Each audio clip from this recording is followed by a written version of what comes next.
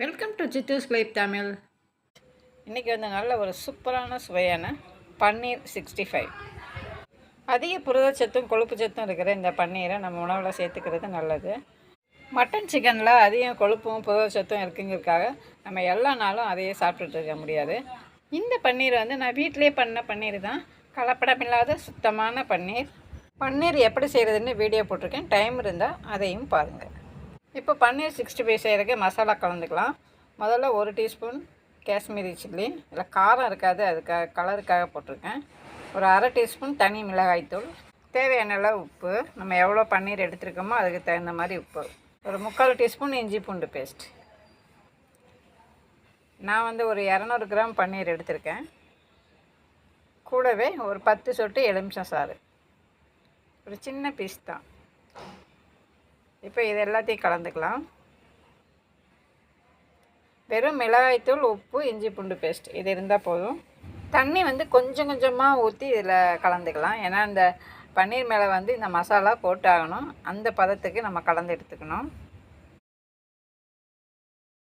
ஒருவேளை இந்த மசாலாக்கள்லாம் கலக்கிறதுக்கு கொஞ்சம் சோம்பேறித்தனமாக இருக்குது அப்படின்னா நம்ம சிக்கன் 65 மசாலா போட்டு இதை மேரினேட் பண்ணி வச்சுக்கலாம்.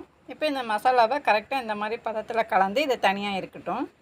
இப்போ ஒரு பவுல் எடுத்துக்கிட்டு அதில் ஒரு 3 டீஸ்பூன் சோள மாவு சேர்த்துக்கலாம்.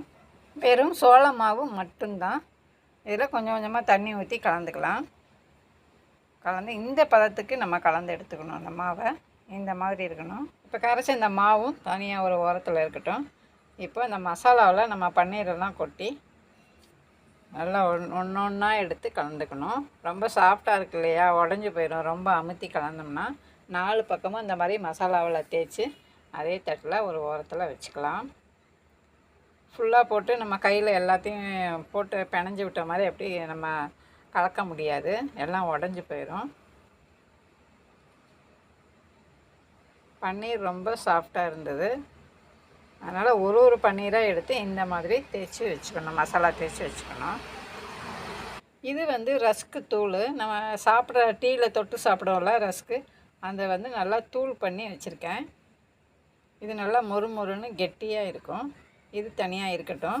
இப்போது அடுப்பில் ஒரு ஃப்ரை பேன் வச்சுட்டு அது சூடானதுக்கப்புறம் எண்ணெய் கொஞ்சம் ஊற்றி வச்சுக்கலாம்.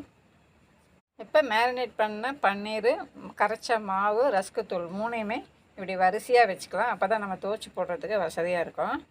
இப்போ ஒரு பன்னீர் பீஸ் எடுத்துகிட்டு மாவில் அப்படியே அழுங்காப்பில் வச்சு, மசாலாக்கு இது கரைஞ்சிடக்கூடாது, அதுக்கு தான் கொஞ்சம் நேரம் ஒரு 5 நிமிஷம் ஆகட்டும்னு சொன்னேன். 5 நிமிஷம் கழித்து தான் எடுத்து மாவில் துவச்சி இந்த ரஸ்க்கு தூளில் வந்து அப்படியே 4 பக்கமாக பெரட்டி வச்சிடணும். ஒரு 10 எண்ணத்தை அப்படியே பெரட்டி வச்சுட்டு அதுக்கப்புறமா எண்ணெயில் போட்டுடலாம். இந்த மாதிரி 4 பக்கமும் அந்த ரஸ்க்கு தூள் கோட் ஆகணும். ரஸ்க்கு தூள் நல்லா கோட் ஆகணுங்கிறதுக்காக தான் அந்த மாவு வந்து நான் கரைச்சிருக்கேன், சோள மாவு.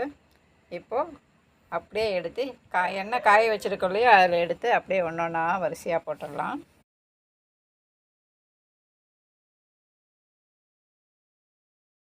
எண்ணெயில் போட்ட உடனே திருப்பாமல் ஒரு 30 செகண்ட் கழித்து அதுக்கப்புறமா திருப்பி விடணும். 4 பக்கமும் திருப்பி விட்டு நல்லா இந்தளவுக்கு இந்த கலர் வந்து வெந்துருச்சுன்னு தெரிஞ்சதுக்கப்புறம் எடுத்துடலாம். இந்த கலர் வந்தாவே கரெக்டாக இருக்கும் எடுத்தோம்னா. இப்போ அடுத்த பேட்ச் வந்து நான் போட்டிருக்கேன், அதுவும் வந்து நல்லா திருப்பி விட்டு நல்லா அந்த கலர் வந்தோன்னா எடுத்துட்டேன். இதுக்குள்ளே இந்த மசாலாவுக்கு உள்ளே இருக்கிறத வந்து பாலை நல்லா கொதிக்க வச்சு அதுக்கப்புறம் அதை பன்னீராக்கி அதில் இருக்கிற தண்ணீரும் நல்லா வடிகட்டிட்டு எடுத்த பாலாடை கட்டிகள் தான் உள்ளே இருக்குது.